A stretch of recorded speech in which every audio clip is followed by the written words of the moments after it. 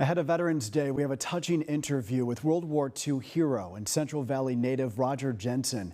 At 103 years old, Jensen is one of only about 119,000 World War II veterans still alive today.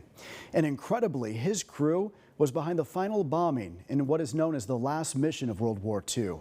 That mission, in his own words tonight, alongside his son, Doug. I'm not a hero.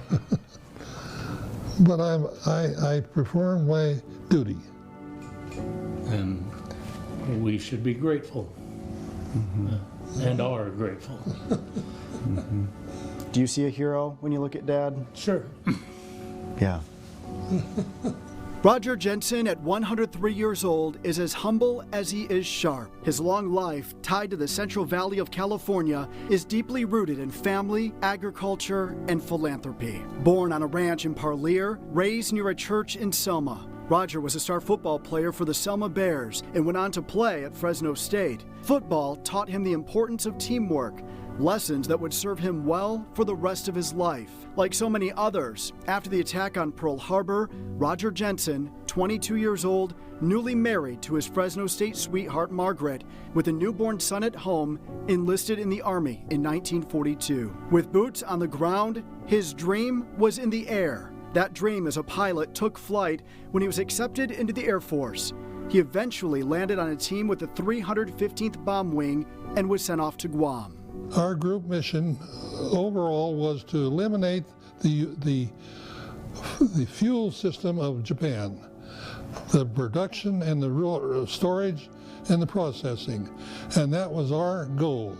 And that's what they did, up and down Gasoline Alley. Roger behind the controls of missions, each a grueling 13-hour round trip from Guam. This is a picture of Roger and his crew. Today, Roger is the only one still alive. And he's thankful to be alive. With each mission came a harrowing story of survival. On one of them, their B-29 bomber was hit and badly damaged. Doing everything to keep the plane in the air, Jensen and his crew barely made it to a base in Iwo Jima. So we called in and told us our problem. They said, fine, you can come in here, but everything is dark. We're under an air raid, and it's raining like hell here, so we can't light up a runway for you.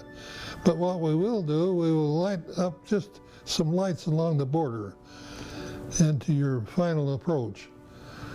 And we did, and we made the landing. It was real nice to get down on the ground.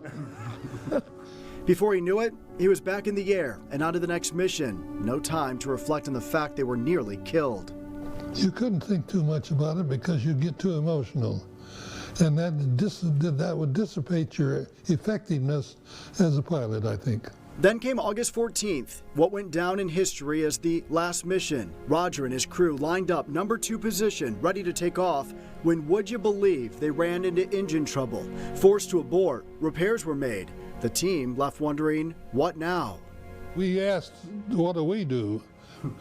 And they said, it's up to you. You can go or you can stay. It's up to you to decide. And we decided that we wanted to join the rest of the group. So we went, and that was the reason that I was, our crew was the last one to drop it on the target, was because we had a plane that went haywire temporarily. And it was within about 30 minutes or an hour after we dropped our bomb that the message that we received was that World War II was over, that we had received unconditional surrender from our enemy. But that didn't mean that he and his crew were out of danger. While many planes refueled in Iwo Jima, they believed they had enough gas to make the 16-hour flight back to Guam. And our flight engineer said, we can make it, and we did. And how close was that? Well, it was close enough. Well, are you going to tell us why? We actually did have one engine cough out on as we were taxiing back to our stand after landing, so we didn't have much fuel left. From Guam, Roger Jensen was headed home. Another 17 hours before he could reunite with his family, eagerly awaiting his return at Major Field in Sacramento. It was a very big thing for him to come back and go with my mother and then meet him in Sacramento when they flew back to the States at Mather Field, and sit in the pilot seat. My first human memory is sitting in his seat. Well, at what age was that?